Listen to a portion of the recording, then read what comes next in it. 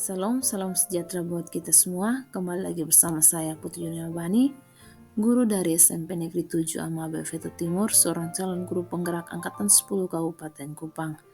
Kali ini saya akan membawakan aksi nyata modul 2.2 tentang kompetensi sosial dan emosional.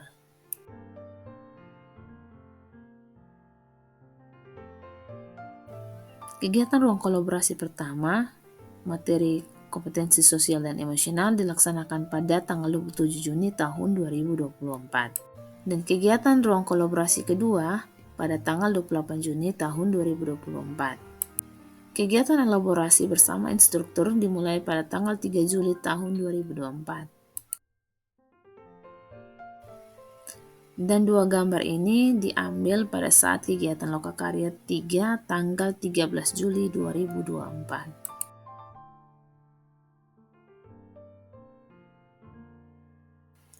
Awalnya saya terkejut saat mempelajari modul 2.2 tentang kompetensi sosial emosional ini. Mengapa? Karena sebenarnya hal ini sudah sering diterapkan saat pembelajaran di kelas, seperti berdiskusi, menghargai pendapat teman yang berbeda, mengutarakan perasaannya dengan membuat refleksi di akhir pembelajaran, dan sebagainya.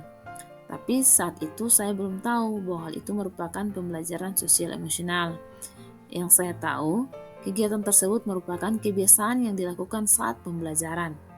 Setelah mempelajari modul kompetensi sosial emosional ini, saya merasa senang dan lebih bersemangat meneruskan kebiasaan-kebiasaan dalam pembelajaran yang di dalamnya terimplisit kompetensi sosial dan emosional.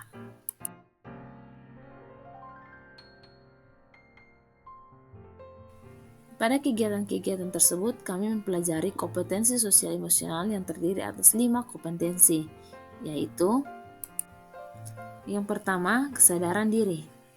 Kesadaran diri berkaitan dengan kemampuan untuk mengenali diri secara akurat mengenai emosi, pikiran, dan nilai diri. Yang kedua, manajemen diri. Manajemen diri berkaitan mengenai kemampuan untuk mengontrol atau mengatur emosi, pikiran, perilaku di berbagai situasi. Kompetensi yang ketiga adalah kesadaran sosial. Kesadaran sosial berkaitan dengan kemampuan untuk bisa berempati dengan orang lain dan mengambil perspektif dari berbagai sudut pandang. Kompetensi yang keempat adalah keterampilan berelasi. Hal ini berkaitan dengan kemampuan seseorang untuk bertahan dari tekanan, meminta atau menawarkan bantuan kepada orang lain. Dan kompetensi yang terakhir adalah pengambilan keputusan yang bertanggung jawab. Hal ini berkaitan dengan pembuatan pilihan konstruktif yang benar dan cara bertindak sesuai etis, norma sosial, dan keselamatan. Pembelajaran yang kedua yang saya dapatkan dalam modul kompetensi sosial emosional adalah menerapkan mindfulness dengan teknik STOP. S dalam teknik STOP adalah stop, yang dapat diartikan berhenti sejenak dari segala kegiatan atau aktivitas. T adalah take a breath atau menarik nafas dalam-dalam. O adalah observe, yang dapat diartikan dengan memperhatikan sekeliling kita, memperhatikan tubuh kita, memperhatikan dan merasakan nafas yang kita hirup, dan sebagainya. Dan P adalah proceed, yang dapat diartikan bahwa kita kemudian melanjutkan segala aktivitas dan kegiatan kita.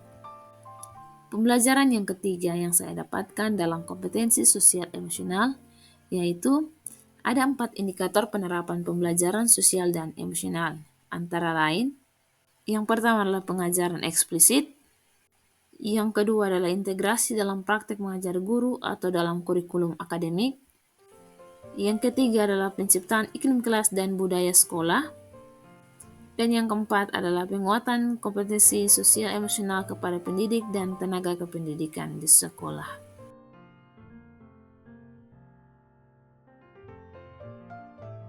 Adapun penerapan yang akan dan terus saya lakukan antara lain, yang pertama, menerapkan teknik STOP dalam kegiatan pembelajaran. Yang kedua, terus mengintegrasikan kompetensi sosial emosional dalam setiap kegiatan pembelajaran di kelas. Yang ketiga, bertanggung jawab terhadap semua tugas yang diemban. Yang keempat, menaati tata tertib dan ketentuan yang sudah ditetapkan oleh instansi. Dan yang kelima, berkolaborasi bersama rekan-rekan guru dalam kegiatan-kegiatan yang dilaksanakan di sekolah. Demikian aksi nyata modul 2.2 dalam metode 4P. Salam dan bahagia.